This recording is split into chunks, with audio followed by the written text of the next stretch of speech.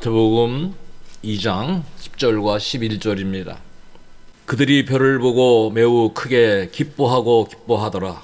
집에 들어가 아기와 그의 어머니 마리아가 함께 있는 것을 보고 엎드려 아기께 경배하고 보배합을 열어 황금과 유황과 모략을 예물로 드리니라. 아멘. 그들이 별을 보고라는 제목으로 우리 성탄 주간에 같이 은혜를 나누게 되기를 바랍니다. 성탄절은 모든 사람들이 사실 기뻐하고 있습니다.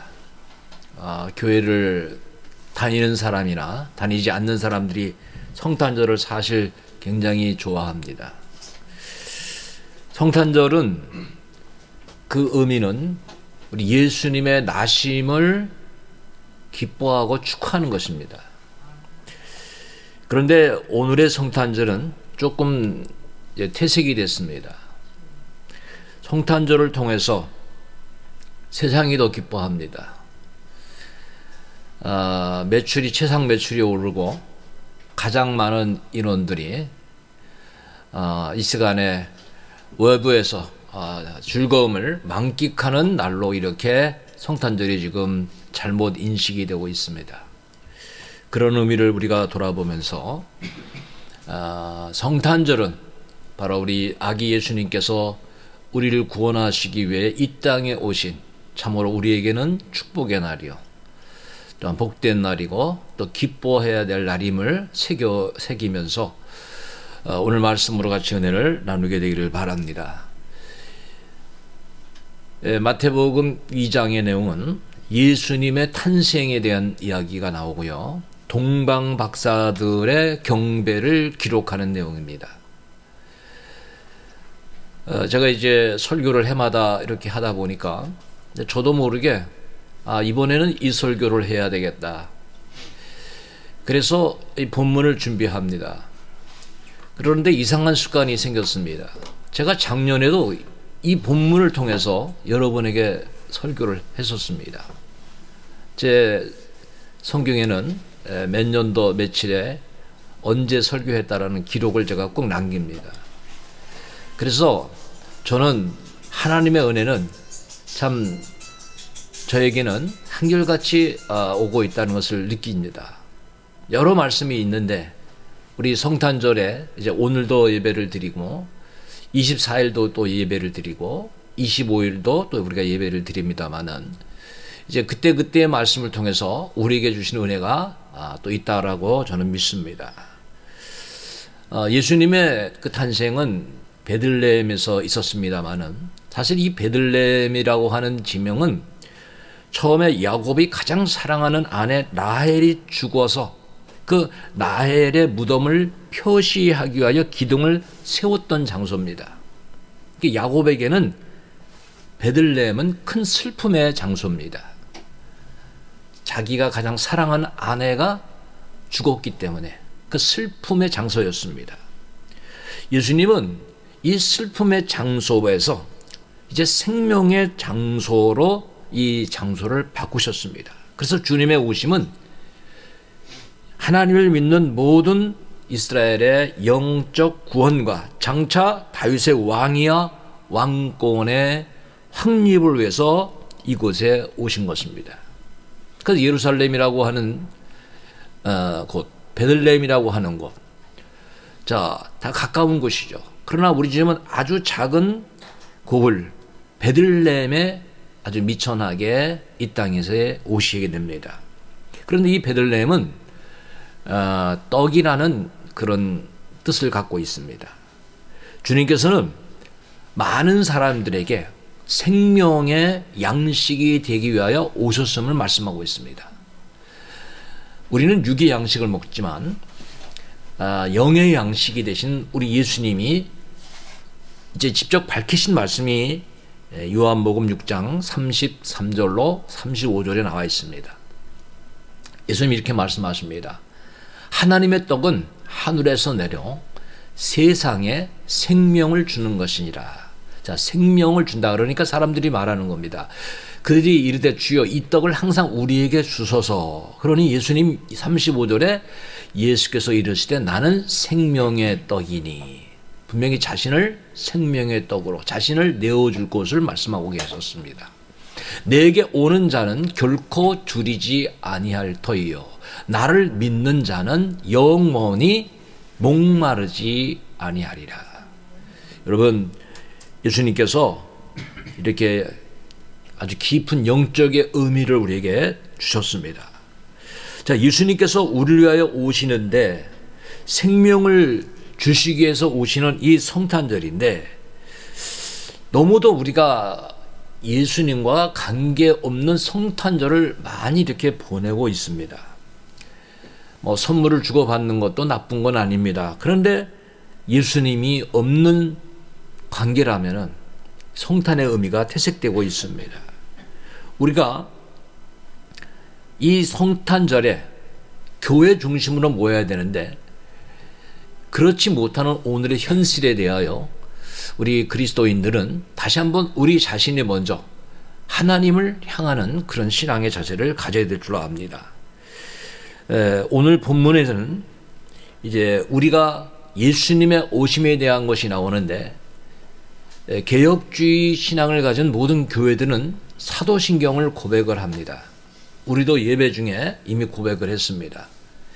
이 고백에는요 이런 고백이 나옵니다. 전능하사 천지를 만드신 하나님 아버지를 내가 믿사오니 그 외아들 우리 주 예수 그리스도를 믿사오니 이는 성령으로 잉태하사 동정녀 마리아에게 나시고 그랬어요. 신앙 고백이 뭡니까? 예수님께서 동정녀 마리아에게서 나셨다고 하는 것을 믿는 것을 고백하는 것입니다. 그러니까 이미 우리는 매일매일 예수님의 이 땅에 오시는 것을 이렇게 고백을 하고 있습니다. 자, 주님이 이 땅에 오셔서 우리를 구원하여 주시기 위하여 오신 그 모습을 바울은 이렇게 그 빌립보서를 통해서 우리에게 소개를 해줍니다. 빌립보 2장 6절과 7절에 보면요. 그는 근본, 그러니까 본래 하나님이라고 하는 거예요. 예수님은. 근본 하나님의 본체시나 하나님과 동등됨을 취할 것으로 여기지 아니하시고 오히려 자기를 비워 종의 형체를 가지사 사람들과 같이 되셨다라고 말씀하고 있습니다. 사람을 구원하시기 위하여 우리 예수님께서 죄 없는 사람으로 이 땅에 오셔서 십자가를 지시기 위하여 오셨음을 분명히 말씀하고 있습니다. 자, 하나님은 세상을 사랑하셨습니다. 그 증거로 독생자를 선물로 주셨습니다. 그래서 예수님이 인간이 되셔서 이 땅에 오신 것을 우리가 기념하는 것이 성탄절입니다.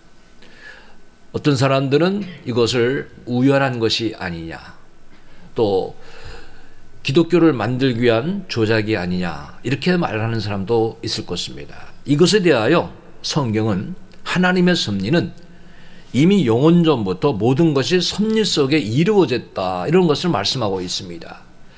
이루어지기 위해서는 예언이 있습니다. 미리 예언이 되는 것입니다. 미가서 보면은 미가의 예언이 미가서 5장 2절에 예수님에 대하여 이미 예언이 되어 있습니다.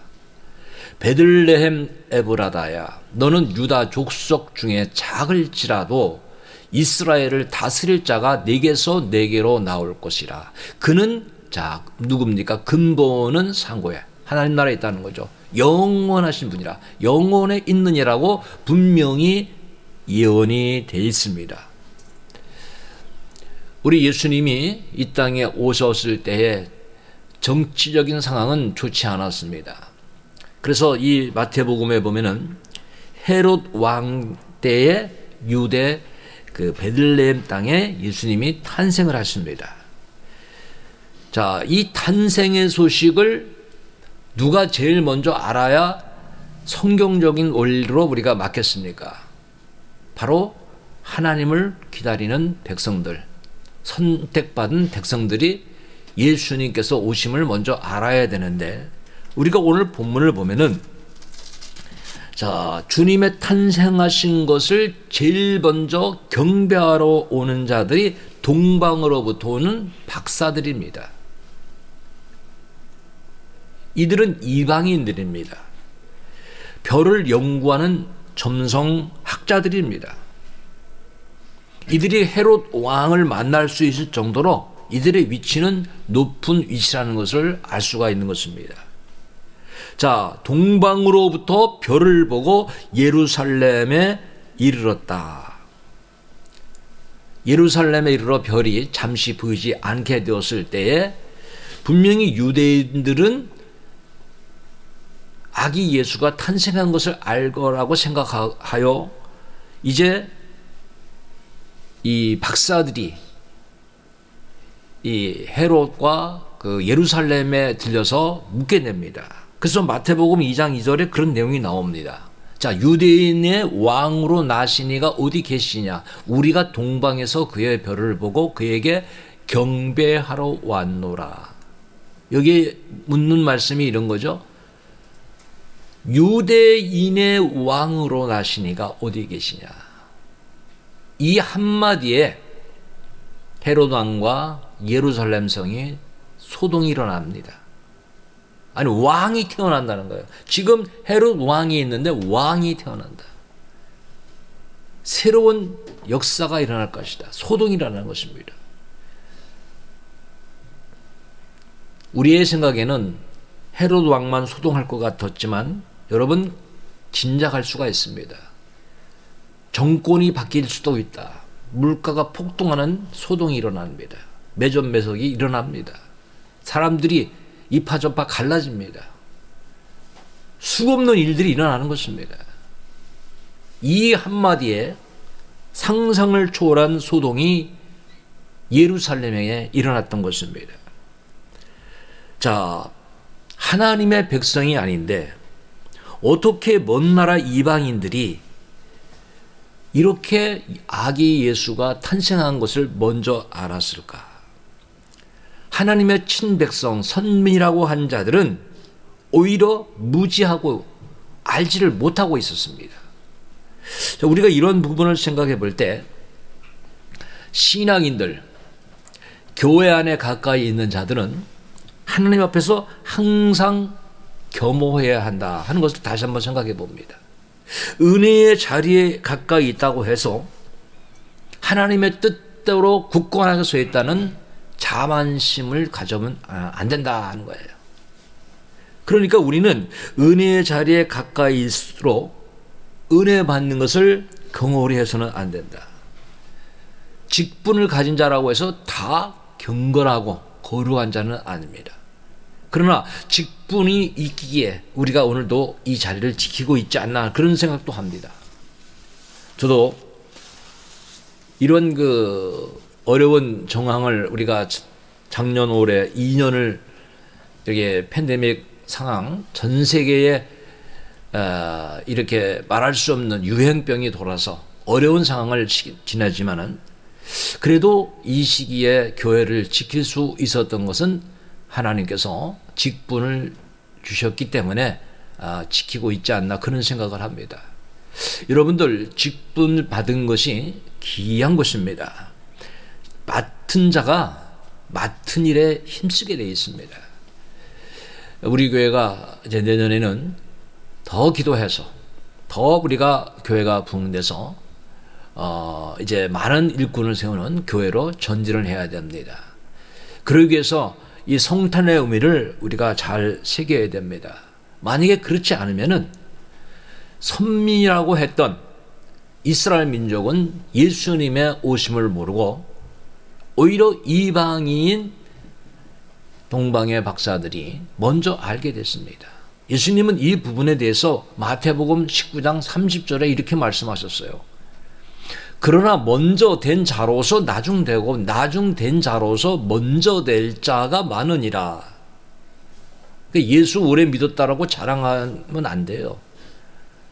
그것이 내 신앙이 천국 간다고 하는 확실한 증거가 될 수가 없다는 거예요. 우리는 지금 깨어 있어야 돼요. 지금이라는 시간에 신앙에 굳건하게 서야 되는 거예요. 늘 자신을 돌아봐야 되는 거예요. 그리고 오늘 우리가 본문을 보면은 동방박사들은 신앙에 대하여 이렇게 말합니다. 아기 예수를 바라보고 경배하러 왔다. 경배. 목적이 뭐냐? 예수님 만나는 목적이 뭐냐? 경배하러 왔다.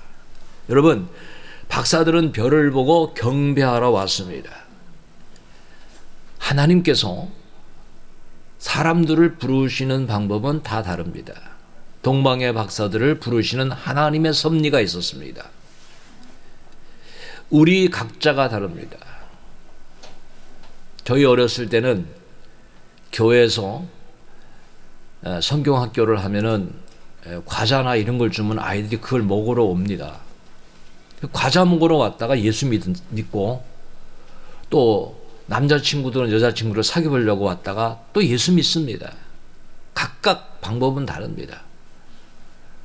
어떤 사람들은 또 큰 교회를 찾습니다. 교회에 가서 장사를 좀 해보자. 뭐 보험도 좀 많이 사람들에게 좀 팔아보자. 그래서 많은 사람들이 있는 곳을 택하기도 합니다. 그러나 예수님을 만났을 때는 변합니다. 그 방법과 취지는 다르지만 우리를 부르시는 방법은 다 다릅니다. 예수님은 이 땅에 별로 오셨다고 하는 것을 이미 동방박사들은 알고 있었던 겁니다. 예수님에 대한 별의 이야기가 두 군데가 나옵니다만 먼저 구약의 민수기 24장 17절에 나옵니다. 내가 그를 보아도 그때의 일이 아니며 내가 그를 바라보아도 가까운 일이 아니로다. 한 별이 야곱에게서 나오며 그랬어요. 야곱의 후손 거기서 나온다. 그 다음에 계시록 22장 16절에 보면요. 나 예수는 교회들을 위하여 내 사자를 보내어 이것들을 너에게 증언하였노라. 나는 다윗의 뿌리요 자손이니 곧 광명한 새벽별이라. 광명한 새벽별이라. 예수님 새벽별이라는 거예요. 내 진정 사모하는 친구가 되시는 구주 예수님은 아름다워라. 산 밑에 백합하여 빛나는 새벽별 주님 형연할 길 아주 없도다. 내 맘이 아플 적에 큰 위로 되시며 나 외로울 때 좋은 친구라.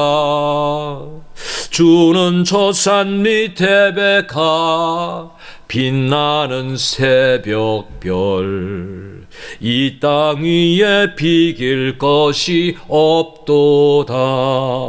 아멘. 빛나는 새벽별. 별을 연구하는 박사들은 그 별을 보고 그들의 발길은 예루살렘으로, 그리고 그 발길은 이제 베들레헴을 향하게 되었습니다. 그들을 인도하신 것은 별입니다. 예수님께 나올 수 있는 자는 하나님이 이끌어 주셔야 됩니다.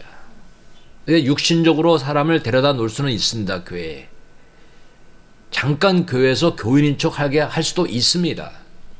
그러나 진정 하나님의 자녀들, 하나님을 믿는 자녀들은 하나님의 손에 이끌림을 받는다는 것을 우리가 알아야 됩니다. 그래서 여러분 전도해 보시면요, 하나님의 때가 된 사람은 어떤 이유를 통해서도 와서 예수를 믿습니다.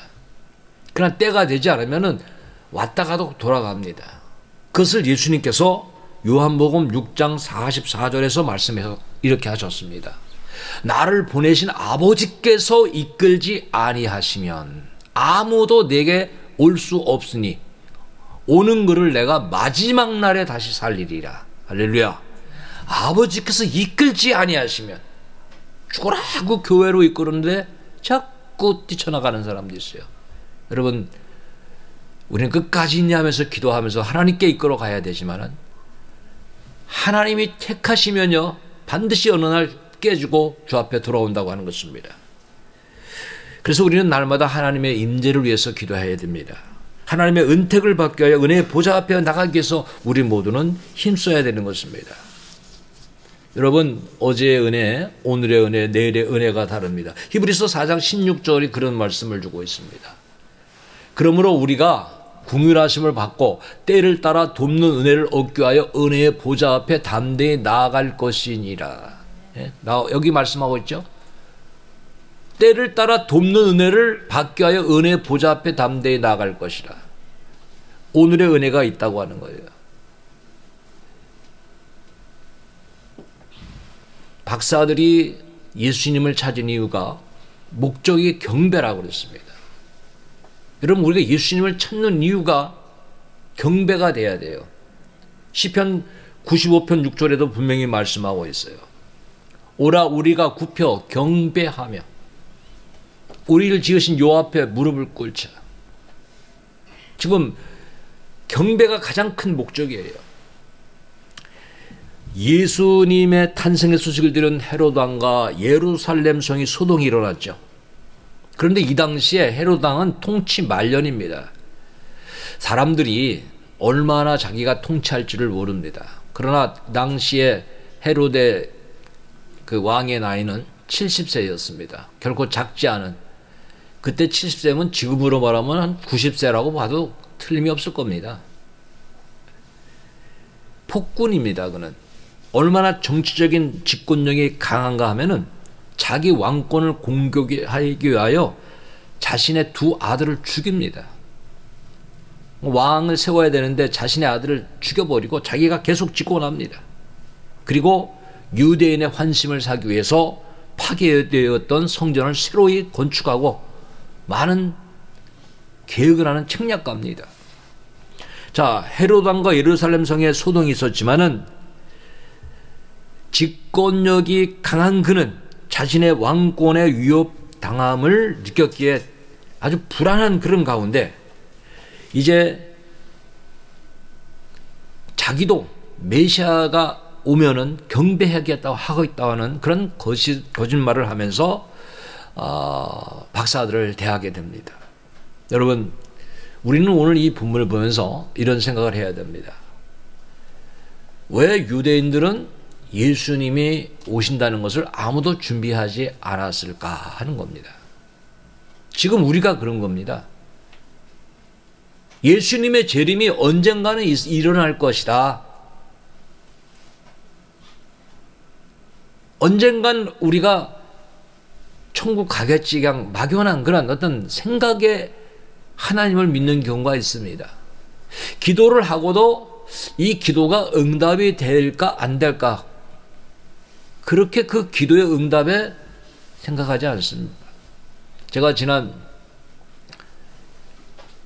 그 주간에 말씀 묵상을 하면서 1년 전에 말씀 묵상의 그 내용에 대한 것을 이렇게 훑어볼 때, 우리 교회에 하윤이가 백병원에 입원했을 때가 있었습니다. 그때 우리 교인들에게 제가 지금 다 기도해 주십시오 그랬어요.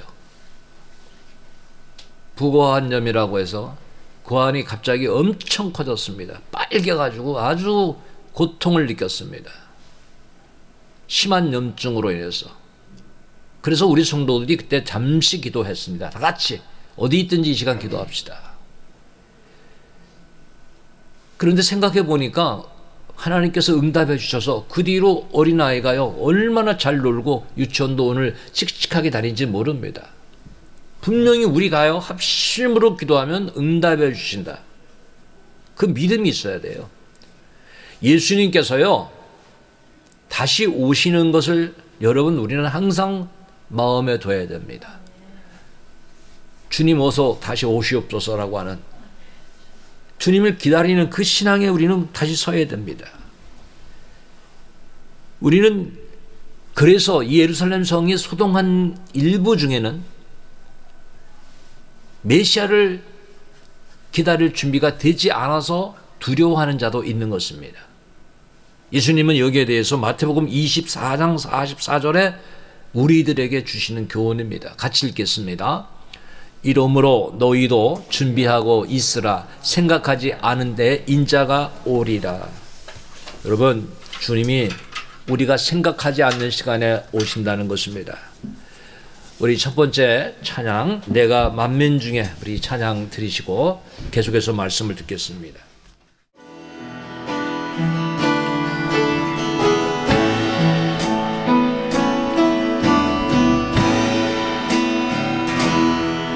내가 만민 중에 오 주께 감사하며 주님을 찬양하리. 열방 중에서 주의 인자는 커서 하늘에 미치고 주의 진리는 넓은 궁창에 이르나니.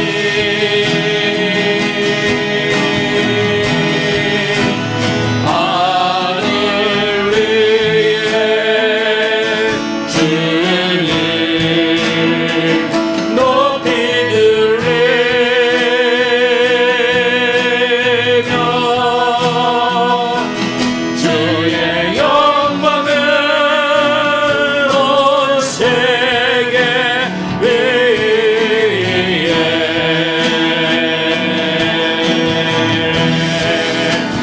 하늘 위에 주님 높이 들리며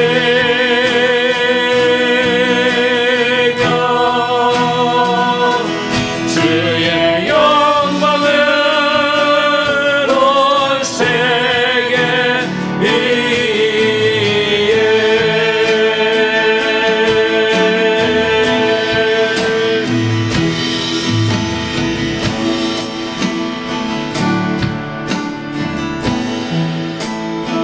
부릅시다. 내가 만민 중에 오 주께 감사하며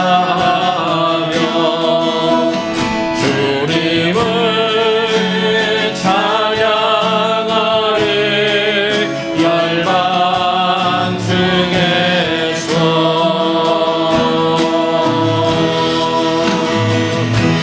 주의 인자는 커서 하늘에 미치고 주의 진리는 넓은 궁창에 이르나리.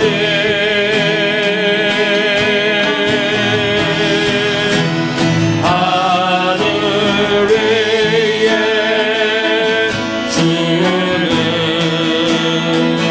높이 들리며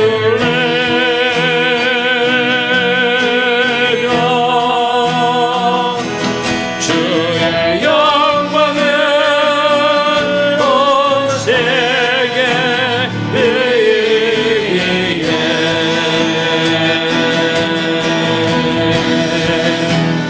하늘 위에 주는 높이 들리며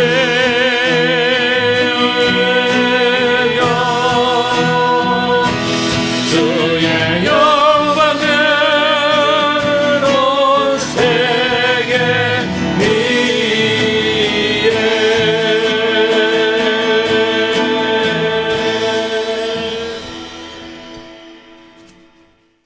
우리가 이렇게 주님을 만나는 목적이 경배가 되어야 될 줄로 봅니다. 자, 소동이 일어난 헤롯 왕과 그 예루살렘 성에 문제가 일어났습니다. 그래서 헤롯은 성급히 모든 대제사장들, 서기관들을 모아서 그리스도가 어디서 나겠느냐고 물었습니다. 이것은 우리가 안 보아도 이 당시의 종교의 지도자들, 세상의 권력과 결탁하여서 순수한 여호와의 종교를 변질시키고 오히려 진실한 성도들을 억울하게 했던 자들임을 우리가 알 수가 있습니다. 이것은 예나 지금이나 마찬가지입니다.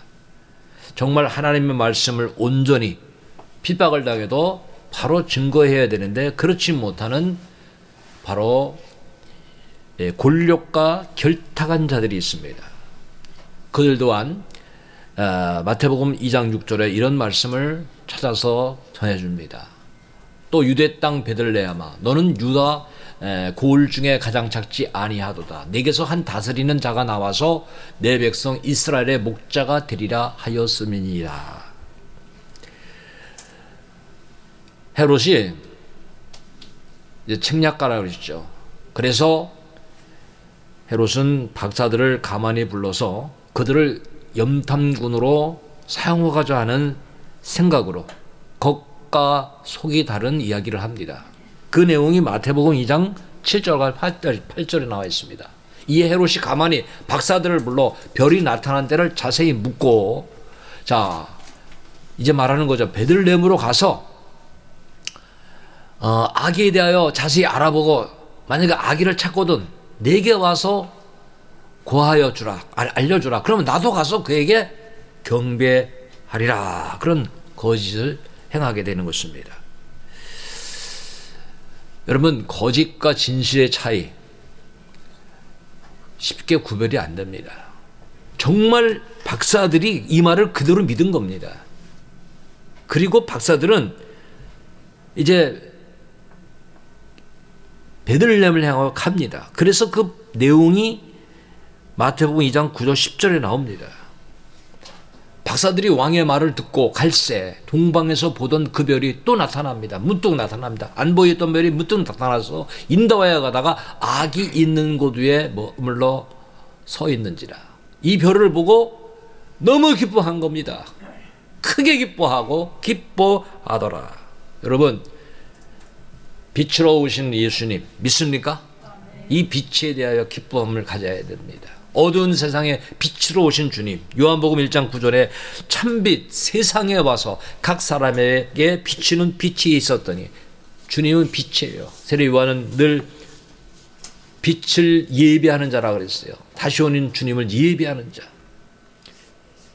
우리는 오늘 빛 대신 주님을 우리의 심령에 영접할 때 진정한 영접은 우리의 빛 속에 빛을 통해서 어둠이 사라지는, 죄악이 물러가는 역사가 일어날 때 우리가 주님을 온전히 영접하는 것입니다. 주님이 빛으로 오셨는데 세상은 어떻게 했는가 하면 요한복음 3장 19절에 보면 영접지 않아서 그 정죄는 이것이니 곧 빛이 세상에 왔을 때 사람들이 자기 행위가 악함으로 빛보다 어둠을 더 사랑한 것이니라.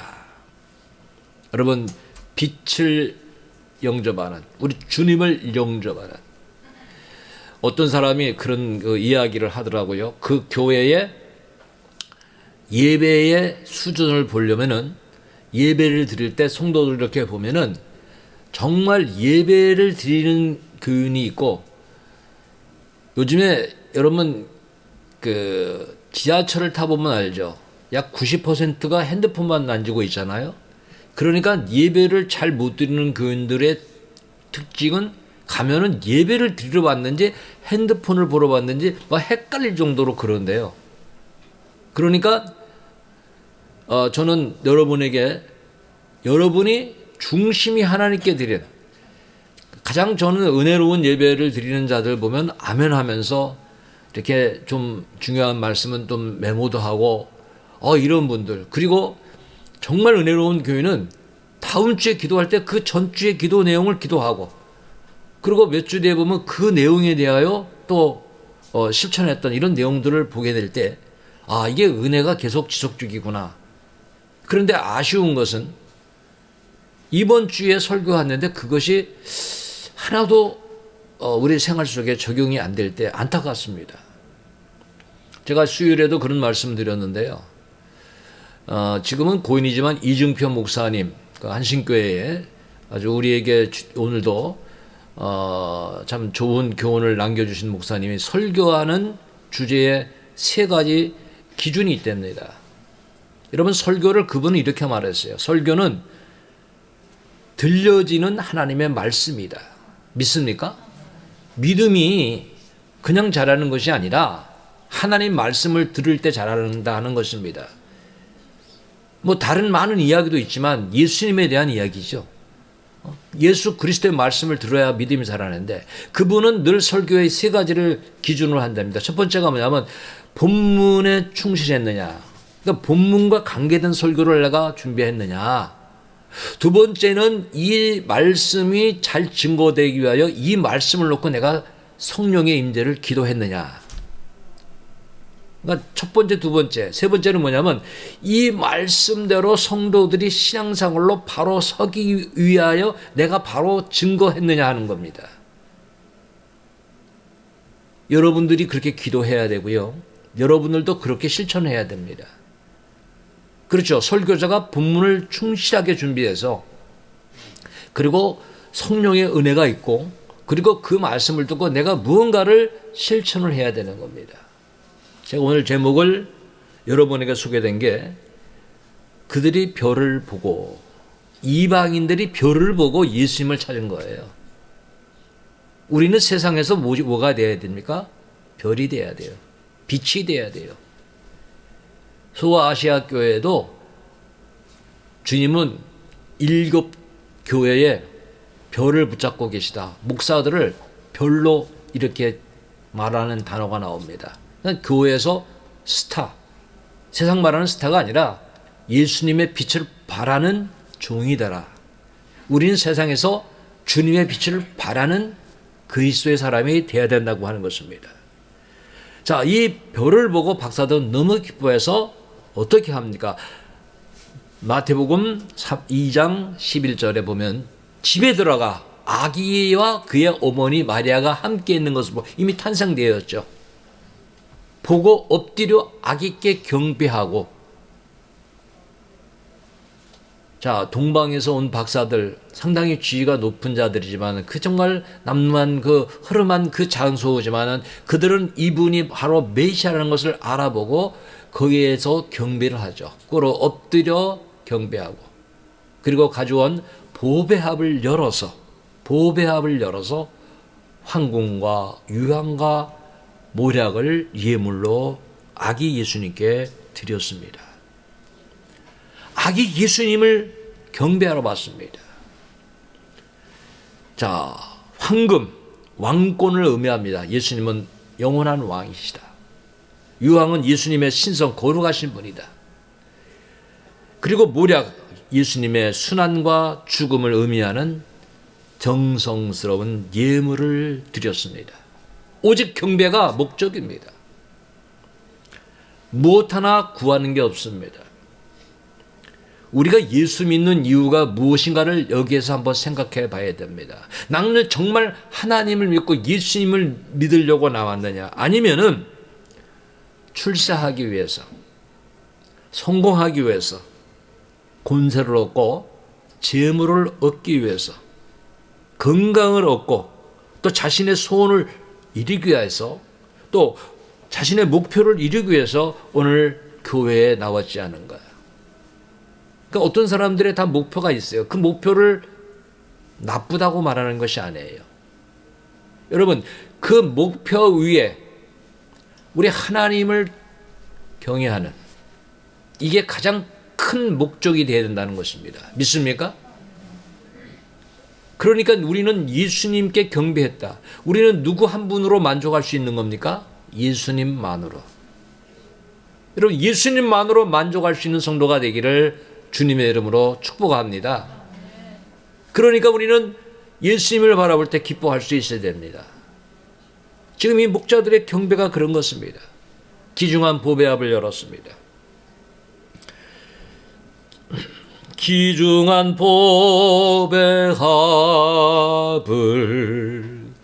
주 앞에 드리고 우리의 몸과 마음도 다 함께 바쳐서 진리는 오묘하고 사랑은 성결해 주께서 탄생하신 거룩한 날일세. 아멘. 자, 보배합을 열어서 정성의 예물을 드렸습니다. 여러분, 하나님은요 이렇게 진실한 성도들을 보호하신다는 것을 알아야 됩니다. 헤롯 왕의 말대로 했다면은 예수님은 헤롯 왕으로 인하여서 아마 처형을 당했을 것입니다. 그러나 하나님은 그들을 보호하십니다. 그래서 피할 길을 열어주십니다. 마태복음 2장 12절에 내용이 나옵니다. 그들은 꿈에 헤롯에게로 돌아가지 말라 지시하심을 받아. 자, 별을 보고 왔지만 이번에는 꿈으로 하나님이 그들에게 강하게 알려주십니다. 다른 길로. 그래서 헤롯에게 돌아가지 않고 다른 길로 해서 고고로 돌아가니라 그랬습니다. 우리가 하나님의 뜻을 어떻게 알 수 있을까요? 여러분, 하나님을 믿는 자는요 이렇게 필요할 때 하나님께서 길을 열어주시는 것입니다.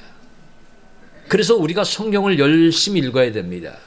시편 119편 105절이 그런 말씀입니다. 주의 말씀은 내 발의 등이요 내 길의 빛이니이다. 믿습니까? 빛이에요, 빛. 예수님이 빛이고 말씀이 빛이에요. 예수님이 말씀이고 말씀이 예수님이고 말씀이 하나님이에요. 오늘 우리들이 세상에서요 빛이 돼야 돼요. 너희 빛을 보고 사람들이 하나님께 영광을 돌리게 하라. 그런데 오늘 예수 믿는 사람들이요 은혜의 빛이 없어요. 빛의 열매가 없어요. 우리들이 이 성탄을 통해서요 우리도 박사들이 별을 보고 예수님께 나와 경배했던 것처럼 우리도 세상에서 빛이 되어야 되는 것입니다. 저는 여러분이 이 신앙을 이번 성탄을 통해서 다시금 확인해 보면서 빛 가운데 거해야 됩니다. 빛으로 이끌어 갈 수 있도록 우리는 빛을 발할 수 있어야 됩니다.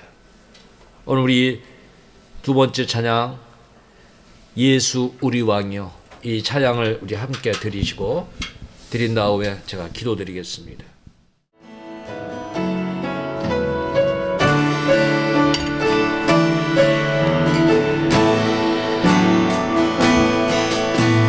예수 우리 왕이여 이곳에 오소서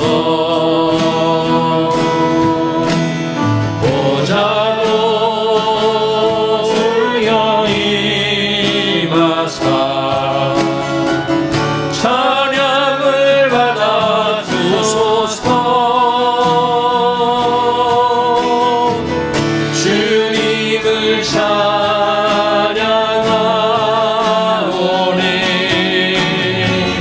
주님을 경배하오니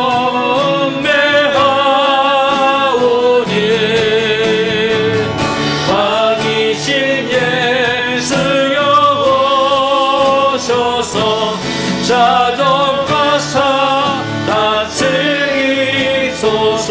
예수 우리 왕이여 예수 우리 왕이여 이곳에 오소서 보좌로 주여 임하사 찬양을 받아 주소서. 주님을 찬양하오니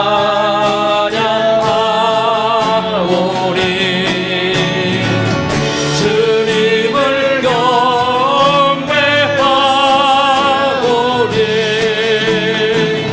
왕